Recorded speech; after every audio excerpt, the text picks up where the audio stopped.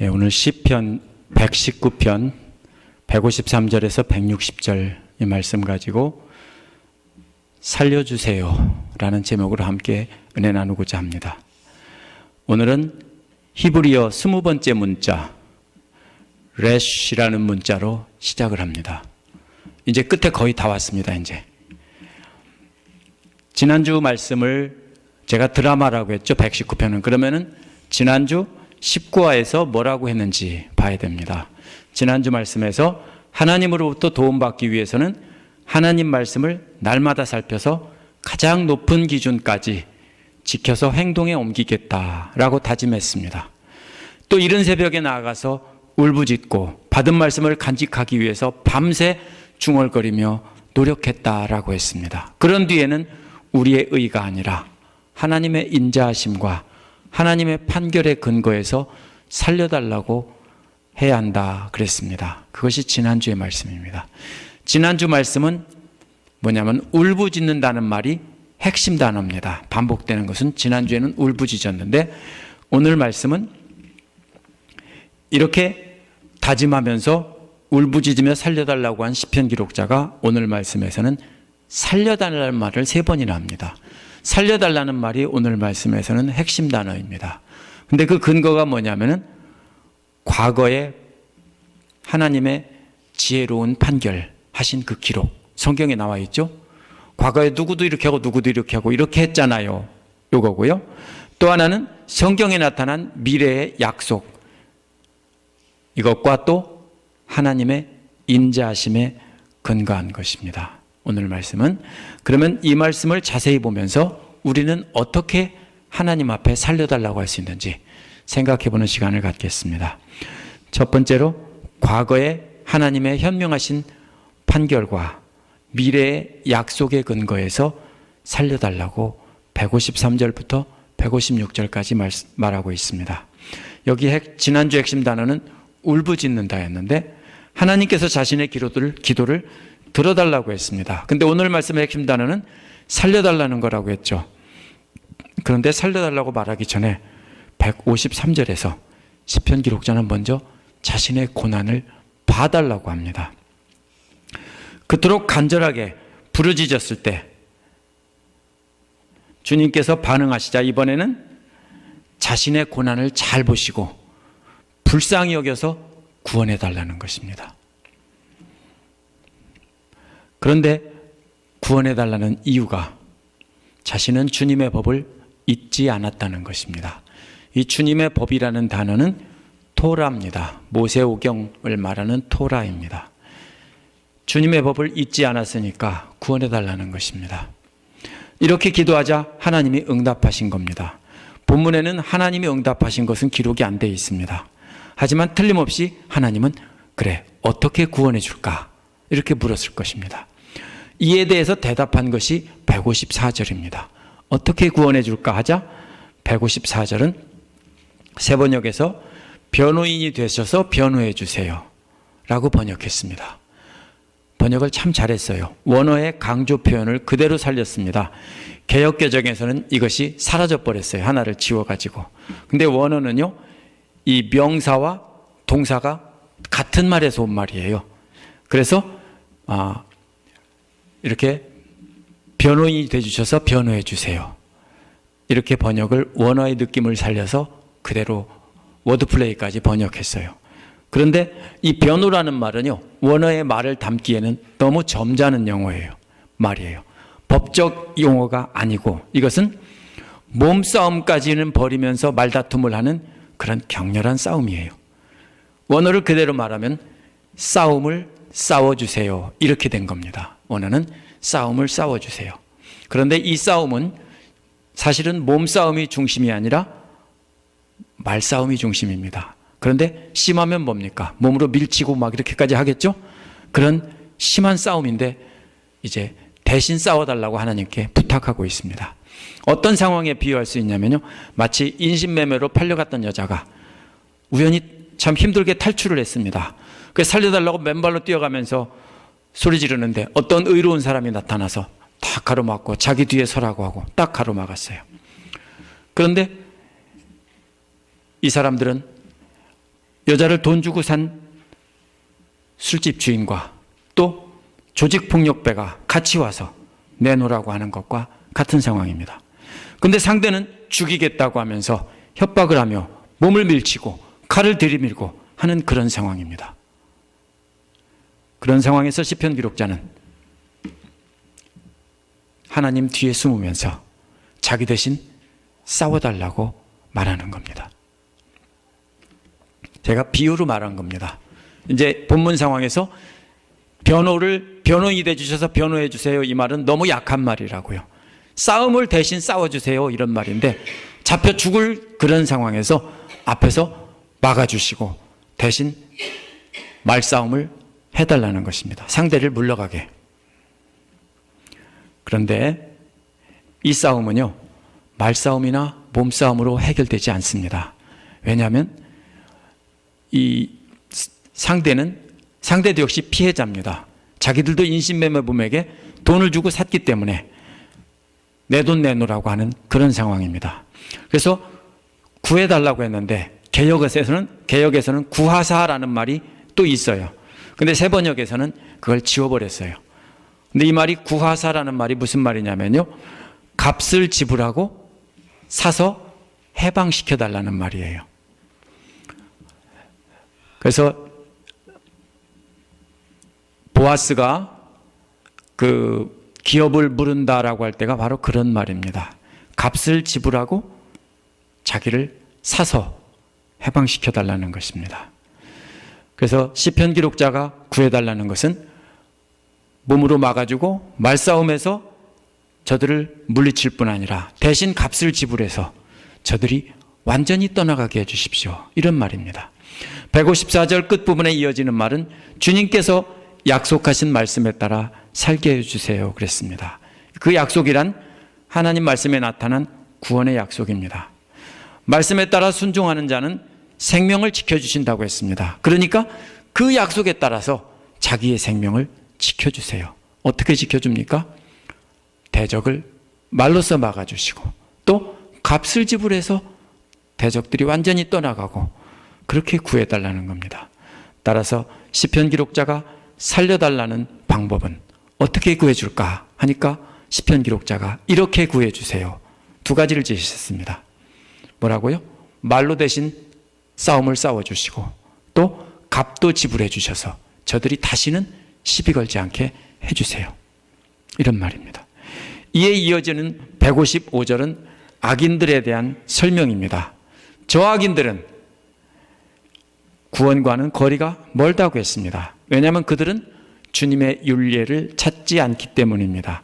율례라는 말은 정해진 경계라는 말이고 일꾼이 하루 동안 일해야 될 일의 양을 말한다고 했습니다. 믿는 자가 하루 동안 온 마음 다해 따라가고 지켜야 될 주님의 법을 말한다고 했습니다. 우리가 아침마다 묵상하면 그것이 바로 주님의 율례가 되는 것입니다. 악인들은 이처럼 날마다 지켜야 할 주님의 말씀을 따르지 않고 있다는 겁니다. 악인에 대해서 이처럼 고발하는 이유가 무엇입니까? 145절과 관련이 있습니다. 145절에서 주님의 율례를 지키겠다고 약속하며 울부짖었습니다. 지난주 말씀에서. 그런데 악인들은 이러한 율례를 따르지 않는다라고 했습니다. 그럼 무슨 말이에요? 쟤들은요, 약속도 안 지키고 이렇게 하면은 무슨 소리예요? 나는 잘 지키고 있다는 소리예요. 그러면 이 말은 하지는 않았지만 자신은 약속대로 주님의 율례를 잘 지키고 있다는 것입니다. 그런데 악인들은 이렇게 안 하고 있다고 고발하면서 자신은 주님 약속을 잘 지키고 있다, 그러니까 도와주십시오, 이런 말입니다. 시편 기록자는 이렇게 악인과 자기 자신을 비교했지만 그렇다고 자신이 약속을 지켰으니까 하나님께 구원받을 만하다 이렇게 말하는 것이 아닙니다. 그래서 시편 기록자는 156절에서 뭐라고 하냐면 주님은 긍휼이 많으신 분이다 라고 고백하고 있습니다. 그래서 자신이 약속을 지켰기 때문이가 아니라 주님께서 긍휼히 여겨주셔서, 무슨 말이에요? 불쌍히 여겨주셔야만 구원을 얻을 수 있다라는 겁니다. 그러니까 제발 자기를 불쌍히 여겨달라는 것입니다. 그래서 살려달라는 겁니다. 154절에서 달라는 말이 156절에서도 반복되는데 조금 다릅니다. 154절에서는 주님의 말씀에 나타난 154절에서는 주님의 말씀에 나타난 구원의 약속을 따라 살려달라고 했습니다. 약속이란 미래에 이루어질 일입니다. 그런데 156절에서는 시편 기록자가 살려달라는 방법은 주님의 규례입니다. 규례라는 말은 하나님께서 현명한 재판을 내리신 기록입니다. 그게 어디에 나와 있습니까? 여호수아부터 모든 구약성경 역사서에 쭉 나와 있습니다. 악인들은 이렇게 했고 그래서 하나님께 벌을 받았고, 의인들은 이렇게 해서 고난을 겪었지만 결국은 하나님께서 축복해 주셨다. 이것이 계속 반복돼서 기록되고 있습니다. 우리가 묵상하는 사무엘 상하도 다 그런 것입니다. 그런데 바로 그것에 근거해서 하는 것은 과거 하나님께서 의인들을 살려주신 것처럼 과거의 기록들에 근거해서 나도 살려주세요, 이 말입니다. 그러면 약속이라는 건 뭐예요? 154절의 약속은 미래의 것입니다. 이렇게 해주신다고 했으니까 살려주세요, 이거. 156절에서 살려달라고 한 것은 과거에 다른 의인들도 그렇게 구해주셨잖아요. 그러니까 저도 살려주세요. 조금 다릅니다. 그럼 우리도 두 가지로 살려달라고 할 수 있습니다. 하나는 뭡니까? 주님 말씀에 나타난 의인을 하나님께서 인정하신다는 말씀에 따라서 저를 살려주세요. 하지만 제가 잘나서 의인이 아니라 하나님이 저를 불쌍히 여겨주셔서 제가 의인으로 인정받았으니까 저를 살려주세요. 그런 말입니다. 또 우리도 역시 성경에 나타난 그런 기록에 따라 과거에 이렇게 해주셨으니까 저도 역시 그것처럼 해주세요. 이렇게 조금 다른 것입니다. 우리도 이와 같이 날마다 하나님 말씀을 묵상하고 그 말씀에 따라 살아야 됩니다. 그거를 하지 않고서 우리가 하나님께 구해달라고 할 수 없는 것입니다. 그런데 그렇게 했다고 해도 또 그것 때문에 우리가 구원받을 자격이 있는 것은 아닙니다. 좀 모순인 것 같죠? 모순이 아니에요. 자, 우리는 무엇을 해야 된다고요? 날마다 하나님 말씀을 듣고 철저하게 지키고 묵상하면서 그 말씀을 따라 살면서 약속을 지켰으니까 제발 살려주세요 할 수 있습니다. 그러나 살려달라고 하는 근거는 우리가 그거 했으니까가 아니에요. 하나님께서 불쌍히 여겨주셔서예요. 하나님의 긍휼하심에 호소하면서 미래에 대한 약속과 과거의 재판 기록을 근거로 우리도 불쌍히 여겨달라고 할 수 있는 자격만 갖는 거예요. 우리가 한 일에 대해서 우리가 그것 때문에 받으면은 뭐예요? 우리의 공로로 구원받는 거예요. 두 번째로 157절에서 159절에 보면 주님의 인자하심에 근거해서 살려주세요 라고 호소하고 있습니다. 157절에 보면 시편 기록자를 핍박하는 자들과 대적하는 자들이 많다라고 했습니다. 핍박이라는 말은 시편 기록자를 쫓아간다는 말입니다. 추격한다는 말이고, 대적하는 자라는 말은 좁게 만드는 자라는 뜻입니다. 제가 좁게 만든다라는 말이 고문하는 거라고 그랬죠. 그러니까 대적하는 사람들은 시편 기록자를 실제로 고문하고 있는, 괴롭히고 있는 사람들이고, 또 핍박하는 자들은 그렇게 하려고 쫓아오는 사람들이라는 뜻입니다. 그런 사람들이 많다는 겁니다. 자기를 괴롭히려고 쫓아다니는 사람도 많고 실제로 괴롭히는 사람도 참 많습니다. 그런데 그걸 참아가면서도 그 약속을 다 지켰습니다. 하나님 앞에 호소하는 거예요. 내가 이렇게 약속을 지켰는데 그게 보통 지킨 건 줄 아세요? 이렇게 많은 사람들이 저를 핍박하고 저를 괴롭히는데도, 그런데도 지켰어요. 그런데 주님의 증거란 말씀에 나타난 높은 기준과 분명한 경고들을 말합니다. 하나님의 말씀에 나타난 그런 것입니다. 그것까지도 다 지켰다는 겁니다. 153절에서는 주님의 법 토라를 어기지 않았으니까 살려달라고 했는데, 여기서는 주님의 증거를 떠나지 않았으니까 살려달라고 했습니다.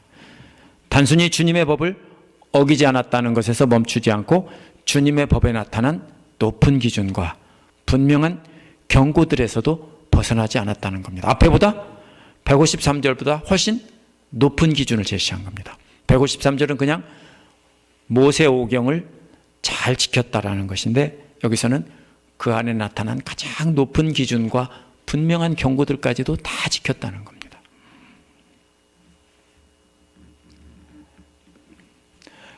(158절을) 보면은 시편 기록자의 이제 대적들에 대한 묘사입니다. 자, 자기에 대해서 이렇게 잘 지켰습니다라고 말한 다음에 그 다음에 누구를 말해요? 쟤는요 이렇게 한다고 우리도 보통 어린아이들이 이르죠? 그것처럼 하나님 앞에 이제 이르고 있는 모습이에요. 시편 기록자는 대적들을 주님의 말씀을 지키지 않는 자라고 했습니다. 이들을 배신자라고 했는데, 배신자라고 하는 것은 이런 거예요. 결혼 약속, 계약입니다. 결혼도요. 계약을 했는데 어겨요. 그렇죠? 그리고 딴 여자 얻어서 딴 집에서 살아요. 그러면 뭐예요? 바로 배신자예요. 맞죠? 또 토지나 재산을 거래하기 위해서 짐승을 쪼개놓고 계약을 맺었는데 어겨요. 그러면 바로 뭐예요? 배신자예요. 이런 사람들은 아주 뭡니까? 역겨운 사람들이에요. 무슨 계약을 어긴 사람들입니까? 시편 기록자를 배신했다는 뜻이 아니고 하나님과의 언약을 깨고 하나님을 대적하면서 시편 기록자를 계속 괴롭히고 대적하는 사람들을 말합니다. 이런 사람들을 향해서 역겹다라고 말합니다. 하나님을 대적하고 하나님을 모르는 사람들이 역겨운 사람들입니다. 157절과 158절은 시편 기록자와 대적들을 비교한 것입니다. 저는 이렇게 다 지켰습니다. 그런데 쟤들은 이렇게 역겨운 애들입니다. 이렇게 고발하고 있습니다. 이렇게 비교한 뒤에 하는 말은 뭡니까? 그러니까 저를 좀 잘 봐주십시오. 저를 눈여겨봐 주십시오. 왜냐하면 시편 기록자 자신이 주님의 법도를 정말 좋아했다는 겁니다. 완전 좋아했다, 이런 말입니다. 주님의 법도라는 말은 감독자처럼 주님의 말씀을 하나하나 자세한 부분까지 살피는 그러한 것을 말합니다. 그렇게 하나님 말씀을 하나하나 살펴보는 것을 좋아했다는 것입니다. 그러니까 살려주십시오. 하지만 이렇게 주님의 법도를 말하면서 살려달라고 했지만 그 근거는 자신이 그 법도를 이렇게 진짜 좋아합니다, 이게 아니고요, 주님의 인자하심입니다. 참 또 이상하죠? 아까와 또 마찬가지입니다. 이번에도 자기가 하나하나 꼼꼼히 살피면서 제가 주님의 법도를 얼마나 좋아하는지요. 여러분이 좋아하는 것, 좋아하는 물건이나 좋아하는 것, 크리스마스 선물이나 뭐가 있으면 어떻게 됩니까? 너무 좋아하면 보고 또 보고 또 보고 그러겠죠? 그죠? 실증 날 때까지 들여다보고 쳐다보고 만지고 그러겠죠? 만약에 여러분들이 멋진 스마트폰을 새로 샀다 그러면 밤새도록 만지작거리고 이게 뭘까 저게 뭘까 다 살펴보겠죠? 바로 그렇다는 거예요. 그렇게 하나님 말씀을 좋아했다는 거예요. 그렇게 해서 하나하나 살펴봤다는 거예요. 그러니까 살려달라고 했는데 그것 때문에 살려달라는 게 아니, 이번에도 그거는 자기가 할 일인데 살려달라는 근거는 하나님의 인자하심입니다. 인자하심이 뭡니까? 더러운 죄인을 참아주시고 또 참아주시는 걸 말합니다. 호세아에 나타난 호세아의 아내 고멜과 같은 여자를 호세아가 참아준 것처럼 그렇게 하나님 저를 참아주십시오, 이렇게 말하는 겁니다. 어떻게 보면 세상 다른 종교 사람들이 보면은 정말로 열심히 잘했으니까 당연히 받아야지 그러는데, 여기서 시편 기록자는 최선을 다해놓고 당연히 받아야지가 아니라 그러나 저는 자격이 없습니다. 주님께서 저를 주님의 인자하심으로 실수를 봐주시고 또 봐주시면 제가 살 수 있습니다, 이런 말입니다. 153절부터 155절에서 시편 기록자는 자신과 대적들을 비교했는데 156절에서 159절도 또 자신과 대적들을 비교하고 있습니다. 그 이유는 자신은 약속을 잘 지켰다는 겁니다. 대적들을 고발한 이유는 대적들이 하나님을 무시하고 하나님 말씀도 무시하고 자기를 대적한다는 겁니다. 의로우신 하나님은 대적하는 자들을 벌 주시고 하나님을 경외하는 자를 구해 주신다는 겁니다. 그러니까 제가 하나님을 경외하고 있습니다. 그러니까 살려주세요. 이런 말입니다. 하지만 자신이 그렇게 하나님을 경외하는 태도로 구원받을 수는 없다는 겁니다. 하나님께서 긍휼을 베풀어 주시고 또 인자하심으로 살려주셔야 우리가 살 수 있다는 겁니다. 마지막 160절입니다. 160절에 보면 하나님의 말씀에 권위를 인정하라는 것입니다. 160절은 주님의 말씀은 모두 진리라고 했습니다. 근데 이 주님의 말씀이라는 말을 문자적으로 번역하면 당신의 말씀의 머리입니다. 당신의 말씀의 머리가 진리입니다. 이 말입니다. 머리라는 말이 비유로 쓰이면 시작이라는 뜻입니다. 머리는 시작이라는 뜻이에요. 그러면 말씀의 머리란 말씀이 시작부터 존재한 진리다. 이렇게 해석을 해서 모든 말씀이라고 해석합니다. 그래서 대부분 영어 성경들은 그냥 머리를 썸이라고 해석을 합니다. S-U-M. 네. S-O-M-E가 아니고 S-U-M이라고 해석했습니다. 그런데 따라서 이것이 뭐냐면 말씀 전체를 가리킨다 그런 말씀의 머리가. 근데 저는 의문이 많이 들어요. 말씀 전체를 가리킨다면 왜 구태여 말씀의 머리라고 했을까? 다행히도 160절은 짝으로 되어 있습니다. 시가 두 개의 대꾸로 되어 있죠. 대부분이 짝으로 되어 있어요. 그러면은 그걸 두 가지를 비교해 보면 알 수 있습니다. 짝을 이루는 부분은 당신의 말씀의 머리라는 말과 뒤에 나오는 당신의 모든 의로운 규례입니다. 당신이라는 말은 똑같죠? 하나님이란 뜻이고, 그러면 머리라는 말과 이쪽에서 관련이 있는 말은 모든이라는 말입니다. 그래서 대부분 성경은 이쪽도 모든 말씀이고 이쪽도 모든 말씀이다. 이렇게 해석합니다.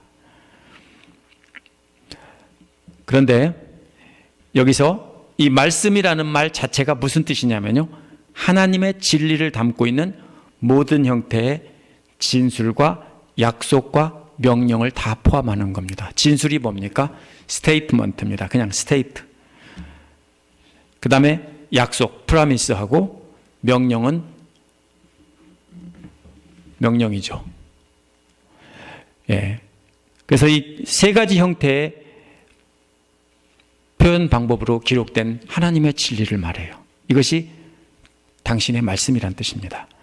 따라서 당신의 말씀의 머리라는 표현은 하나님 말씀 중에서 주로 진리를 기록한 부분을 말한다고 저는 해석을 합니다. 물론 성경 전체가 다 진리이지만 뒷부분은 주님의 규례라는 말과 비교해 봐야 됩니다. 뒷부분에 주님의 규례라는 말은 분명히 하나님의 현명하신 재판 기록입니다. 그런데 창세기부터 민수기까지는 물론 거기에도 재판 기록이 나와 있지만 주로 뭐가 나와 있냐면 법, 진리가 나와 있어요. 그리고 여호수아부터 그 뒤에는 뭐가 나옵니까? 하나님의 현명하신 재판 기록이 주로 나옵니다. 따라서 구약 성경 중에서 모세오경이라고 불리우는 율법서는 대부분 진리를 포함하고 있습니다. 진리 자체를 기록하고 있습니다. 반면에 여호수아부터 시작되는 역사서들은 하나님의 재판 기록이기 때문에 여기서 하나님을 경외하는 자에게 복 주시고 하나님을 대적하는 자는 심판하셨다라는 것이 성경 그 뒷부분의 기록입니다. 그렇다면 당신의 말씀의 머리라는 것은 저는 모세오경인 토라를 뜻한다고 봅니다. 그러면 뭐가 맞아떨어지냐면 153절 시작할 때도 토라라는 말을 했고 160절에서도 이 부분을 끝내면서 역시 토라라는 말로 말하고 있는 겁니다. 저는 주님의 말씀의 머리가 토라라고 봅니다. 머리란 시작이라는 말인데 장출 레민신이 성경의 말씀을 시작하는 머리 부분이기 때문입니다. 그리고 그 뒤에 의로운 규례라는 말은 그 나머지 부분을 가리킨다고 저는 봅니다. 그래서 또 짝을 이루는 게 뭐냐면은 앞절에서는 진리라는 말이 나오고 뒷절에서는 뒷부분에서는 영원하다는 말이 나옵니다. 진리가 곧 영원한 거죠. 진리란 영원히 존재하는 겁니다.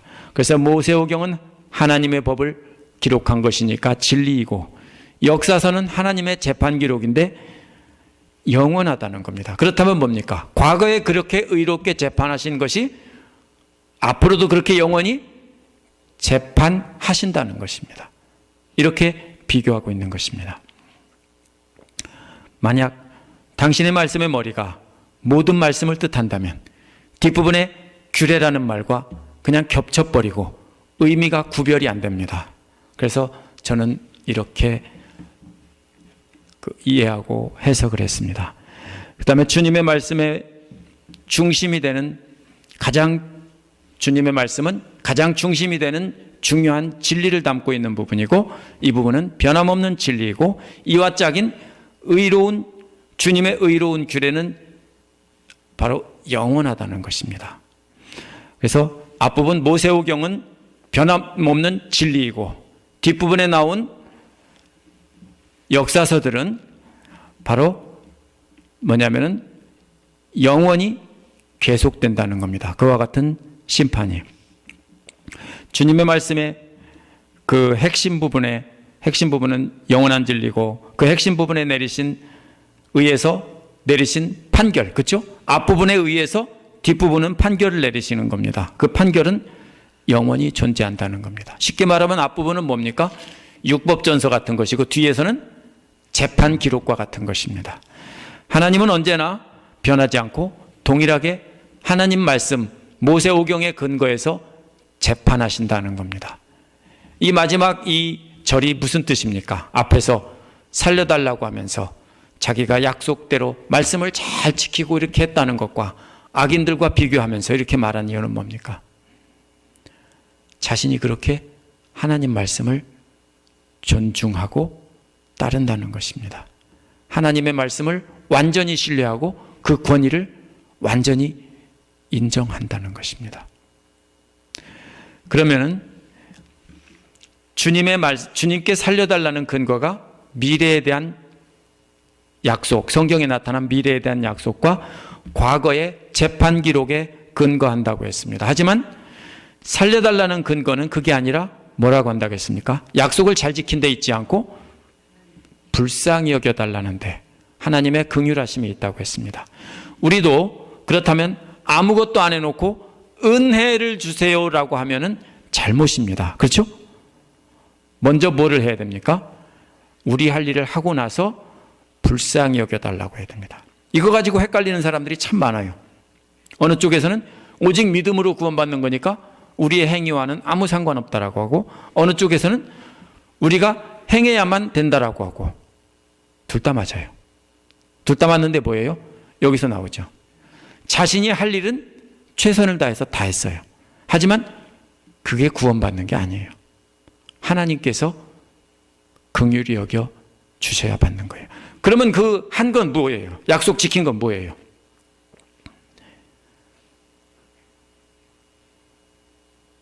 데이트하는 거에 비교할 수 있어요. 뭐예요? 하나님과의 좋은 관계를 갖는 거예요. 교제를 하는 거예요. 그러니까 우리도 알잖아요. 잘 알면은 봐달라고 하잖아요. 그렇죠? 괜찮은 사람, 힘 있는 사람 있으면 미리 친해두잖아요. 그렇죠? 맛있는 것도 주고 불고기도 해서 갖다 주고. 왜 그래요? 밥도 사주고. 평소에 이렇게 잘해야 돼요. 그렇죠? 잘하세요. 저한테도요. 그러면은 그 다음에 뭐예요? 그 다음에 뭐예요? 그거 했으니까 달라고 해요? 아니에요. 그거는 거래예요. 그죠? 뭐예요? 좋은 관계를 가졌어요. 친하니까. 하나님 저 알잖아요. 목사님 저 알잖아요. 이렇게 해서 친하니까 그 친함의 근거에서 저를 살려주세요. 이렇게 하는 거예요. 그러면 우리의 행위는 뭐예요? 한 거는 하나님께 예쁘게 보이고 하나님과 친밀한 교제를 갖기 위해서예요. 무슨 표현이에요? 하나님을 진정으로 사랑하고 있다는 표현이에요. 하나님을 진정으로 신뢰하고 있다는 표현이에요. 그래서 그렇게 하는 거예요. 우리가 그렇게 하나님께 값을 지불하고 살려달라고 할 수 있는 것은 우리가 하나님 말씀을 잘 지켰기 때문이 아니에요. 이는 우리가 하나님을 사랑하고 하나님과 사랑의 관계를 맺고 있기 때문이에요. 하나님을 사랑하기에 우리는 하나님의 모든 법을 담고 있는 말씀이나 현명하신 재판 기록이나 다 신뢰하고 영원하다라고 고백하면서 그 권위를 인정하는 겁니다. 사랑하는 분의 말씀이기에 그 영원한 권위를 인정하고 있는 것입니다.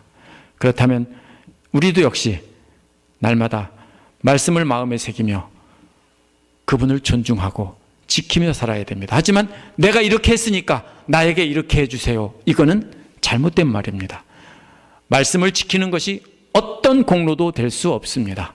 단지 하나님과 친밀한 교제를 갖고 하나님과 동행하며 친한 사이가 되는 것입니다. 그래서 친한 하나님께 불쌍히 여겨주시고 인자하심을 베풀어 달라고 할 수 있는, 부탁할 수 있는 자격이 생기는 거예요. 아니면 염치가 없죠. 물론 안 했어도 하나님께서 불쌍히 여겨주실 수는 있어요. 그렇지만 벼르기도 낯짝이 있죠. 오늘 말씀은 그 말씀이에요. 살려달라고 하는 근거는 자기가 최선을 다했지만 최선을 다한 건 아무것도 아니고 하나님이 불쌍히 여겨주시고 하나님이 인자하심으로 대해주시면 제가 살 수 있습니다 하면서 하나님 뒤에 숨으면서 저 나쁜 놈들이 다 저 잡아가려고 그래요. 구해주세요. 이렇게 말하고 있는 겁니다. 이 말씀 기억하면서 오늘 함께 기도하기로 원합니다.